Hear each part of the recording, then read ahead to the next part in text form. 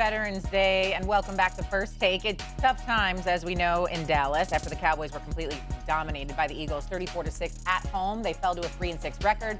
And Micah Parsons had a lot to say about his head coach, Mike McCarthy. He did not hold back. Listen to this. Mike can leave and go wherever he wants, but the guys I kind of feel bad for is guys like Zach Martin and guys who might be on their last year on their way out, because that's who I wanted to hold the trophy for. You want to win games and do great things with those type of legends who put in more time and work than Mike McCarthy ever did. So those are the kind of guys that I have so much sympathy and hurt for.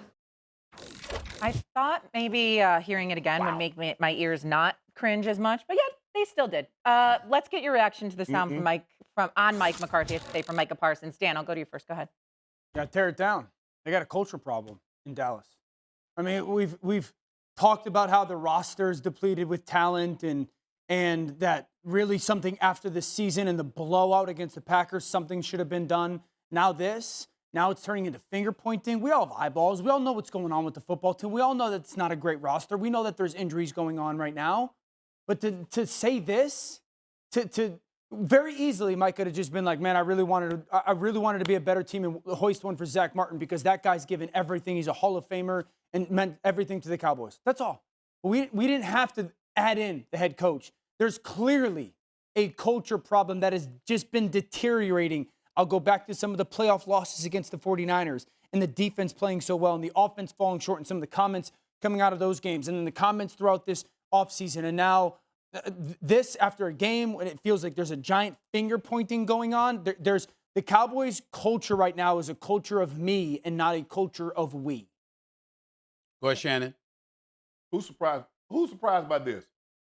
As you mentioned, Jerry Jones did a horrible job of assembling talent, putting a great roster around him. Okay, if you couldn't stop the run the previous years and you do nothing but change the D coordinators, it's personnel. It's Jims and Joes. It's not X's and O's. You're too light in the britches. You're built to play with a lead. And when you can't get the lead, people run the ball down your throat. And for Michael to say that, he said Zach Martin and those guys have put in more time and done more than Mike McCarthy ever could. I guess Mike McCarthy, you better pull out some watermelons. You see that gimmick stuff? Stephen A. Remember when they was losing and he pulled out the watermelons and had everybody with hammers and busting them and doing all that stuff? So what's your gimmick now? What's your foundation now? What's your ethos? What can you stand on? What can you stand behind? Absolutely nothing. Jerry Jones doesn't see that he's the problem. See, the blindest man is the one that can't see. It's the man that chooses not to see. Jerry Jones chooses not to see that he's the issue. He didn't improve the running game. He brought Zeke back after letting him go, Stephen A., because he thought he couldn't get it done anymore. You bring him back a year later and think he's going to get it done now? So you don't do anything to prove your run game. You don't do anything to improve your rush defense, but somehow you thought you were going to get better. You wait till the 11th hour to sign Dak. You wait till the 11th hour to sign CD, and this is what you get. They're in trouble, and a large part because of the culture is what Jerry Jones has established. There is no hierarchy. Everybody in that locker room knows that Mike McCarthy has no say. Absolutely none. And this is why they talk about him. But the subject matter here, fellas, is what Micah Parsons had to say.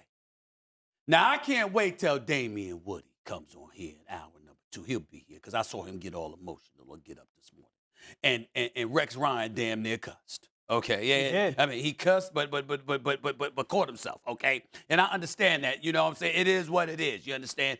I get it. I understand it. They lucky I wasn't in this building when they were getting all emotional like that. Because you see, it's real easy. Micah Parsons should not have said what he said. He was wrong. That's a line you don't cross when it comes to your teammates. And your teammates include the people you work with as well as the people you work for, okay? No argument there. Here's my problem with all of you, when it comes to Micah Parsons and what he said. That's not Micah Parsons. That's not something that he normally would say. Why would you do it now? See, on too many occasions, we don't ask ourselves that question. Let's get to Mike McCarthy. You the guy that joked around about how you lied to Jerry Jones because you wanted to get the job. You're the guy that swore up and down that Kellen Moore was a hindrance to this team, even though you had the second-ranked offense in the National Football League because you wanted to be the one calling plays. I mean, we got to absolve. We got to take some of the pressure off our quarterback. We got to run the football more. We just can't be passing all the damn time. And then Kellen Moore, the minute he just skips town and he goes to Los Angeles to work for the Chargers for a year, you threw the ball. You threw the ball more than he did. Okay? Now we're looking at it right now. What's going on right now, Dan Orlovsky? What's going on right now, Shay? Not Shay, but Shay. What's going on right now? You see that team in Washington? You see that team in Washington and the way they playing? Who's their head coach? Dan Quinn. Where was he last year? He was defense coordinator. Okay, did you see the team in Philadelphia and the way they're playing? Who's their offensive coordinator? Kellen Moore. And where was he, not last year, but the year before when Mike McCarthy was coaching Dallas? Cowboys coordinator. Okay, so you're Micah Parsons, and you're having to see all of this. And it ain't just what Jerry's doing. It's also what the coach is doing. It's also how the coach might be acting towards cats because he's feeling heat right now, okay? Because you got a lot of people that were looking at Bill Belichick out there and they're saying, why the hell don't we have him? Why did we keep Mike McCarthy? And Mike McCarthy knows he's on the hot seat. He a dead man walking. No disrespect. He is a zombie, all right? Because it's over for him. It's over for him. Now, if you're Micah Parsons, I'm looking at Rex and Damian Woody and I'm like, yo, fellas, I know Micah Parsons shouldn't have done that. I know that. But in the same breath, we ain't going to ask ourselves why. We just going to sit up there and just look at his words and just take it on face value and just act like this dude that had missed the previous 4 games just going to come out of his mouth his first game back and going to really just disrespect the coach like that.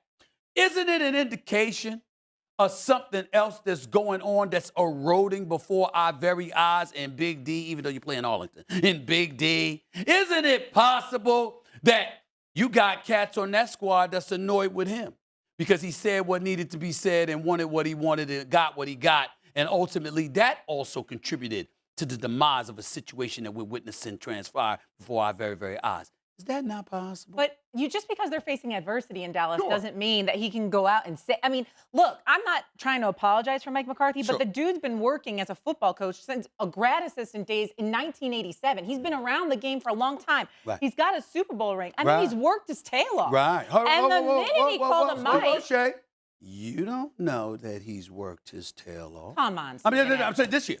We don't know that. Like, for example, when I talk about Cincinnati, Coach Zach Taylor, what do I say all the time? There needs to be an investigation. What the hell were you doing in the offseason? How come every September y'all can't win football games in Cincinnati?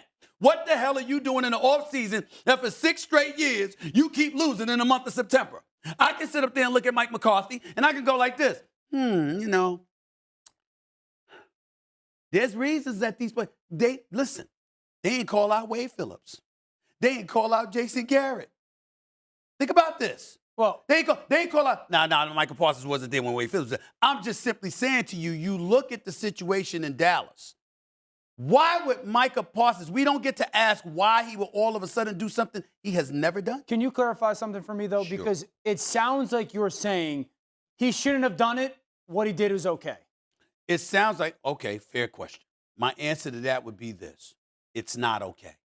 It's not okay.